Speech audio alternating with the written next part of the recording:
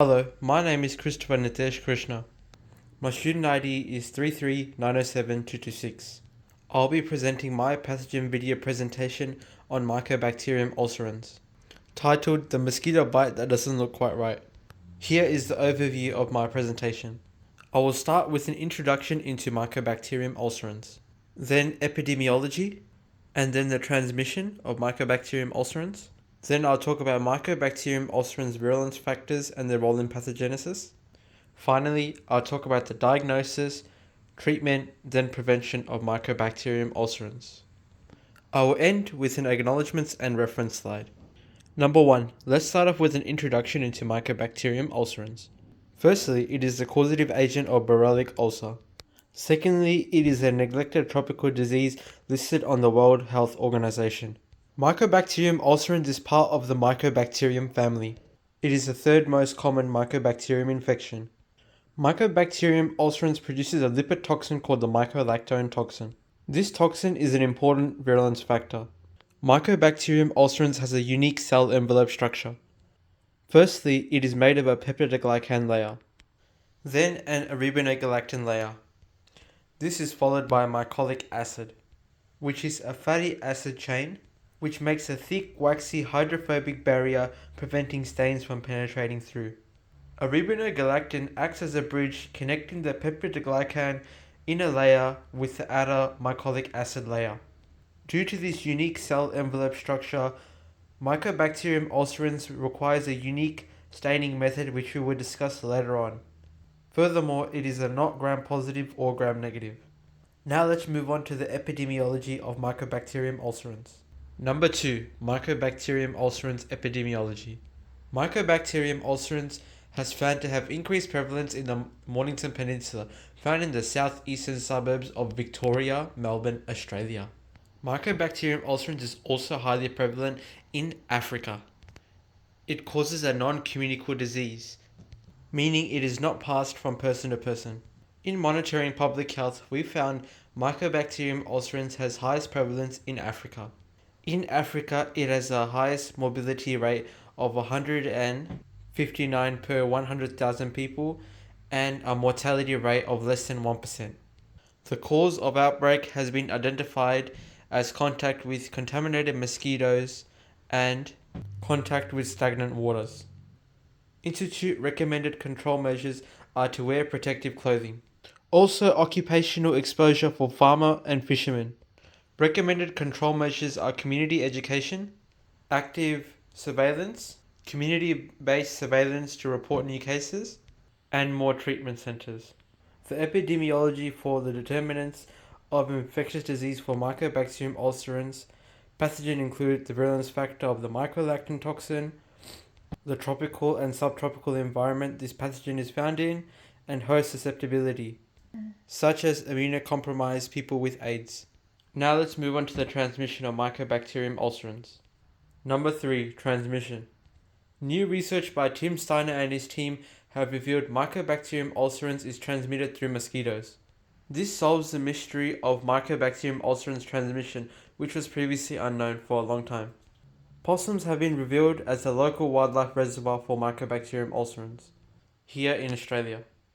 PCR screening has revealed a positive association with Mycobacterium ulcerans, positive cases, Aedes nodoscriptus mosquitoes, positive cases, and statistics by Tim Steiner and his team have revealed overlap between positive clusters of Mycobacterium ulcerans, Aedes nodoscriptus mosquitoes, possum extrateria, as well as Borrelia ulcer positive cases.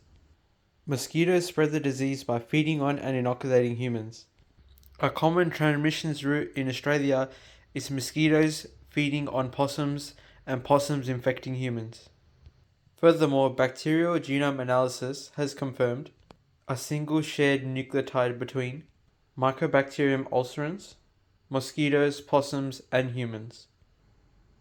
Now let's move on to talk about Mycobacterium ulcerans virulence factors and these virulence factors' role in pathogenesis.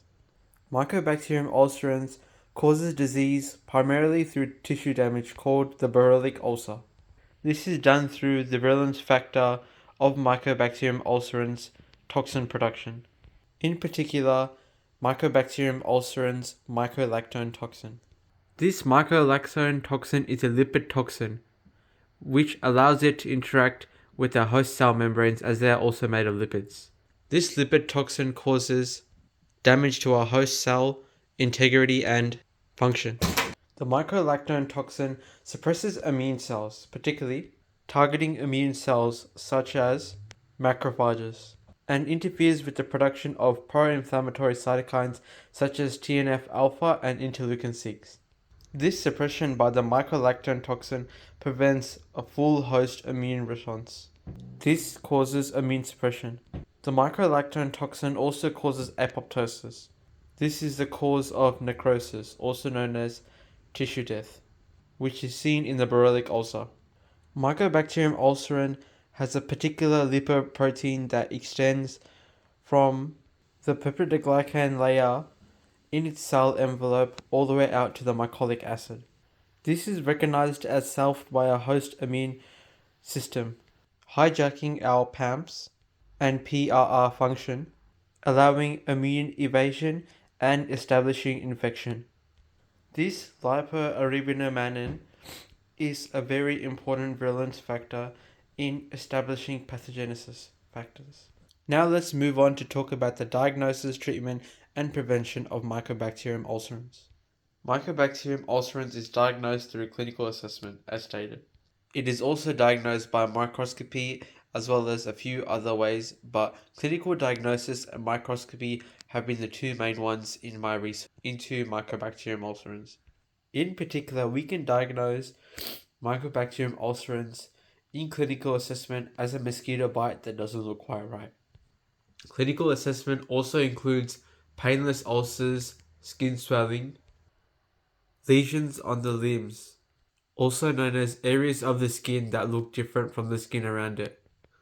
Furthermore, microscopy is done through skin samples of the Barolic ulcer on patients added to a slide. The smear is added to the slide and goes through a special staining technique for acid-fast bacteria known as Zell-Nelson staining. We use this staining technique as we're looking for acid-fast bacteria, which Mycobacterium ulcerans is. We look for this proof. So how does this staining method work? First, the Barolic ulcer substance is taken from a patient and transferred onto a slide. It is air-dried. The slide is then heat-fixed. The primary stain carbofusion is added, which is the red dye. Then acid alcohol is added for decolorization. Finally, methyl blue is added as the counterstain. The slide is then finally rinsed and ready for microscopy examination. If Mycobacterium ulcerans, the acid-fast bacteria, is present, the slide will stain red and be seen as red under microscopy examination when looking at the microorganism under a microscope. How do we treat Mycobacterium ulcerans infection? We can treat Mycobacterium ulcerans infection by using effective antibiotics, such as rifamycin and streptomycin for 8 weeks. If patients have issues such as an allergic reaction to streptomycin, clarithromycin is used instead with rifamycin for 8 weeks. We can also do surgical removal to remove damaged tissues. Proper wound management is also necessary, such as changing bandages regularly, and also prevent contamination with the external environment, which is full of pathogens. Pain management is a serious issue with this disease, so analgesics may be used to reduce pain and help with pain management. Regular follow-ups to monitor the effectiveness of treatment and to manage any complications with the treatment, such as antibiotic use complications, to make sure the patient is treated okay and in good health, is also required and necessary in this condition. To prevent Mycobacterium ulcerans, there's a number of things we can do. Mycobacterium ulcerans can be prevented by stopping mosquitoes from biting us. Reduce mosquitoes spreading in and around your home. Also use insect repellents. Wear protective clothing that prevents mosquitoes from infecting us in the first place.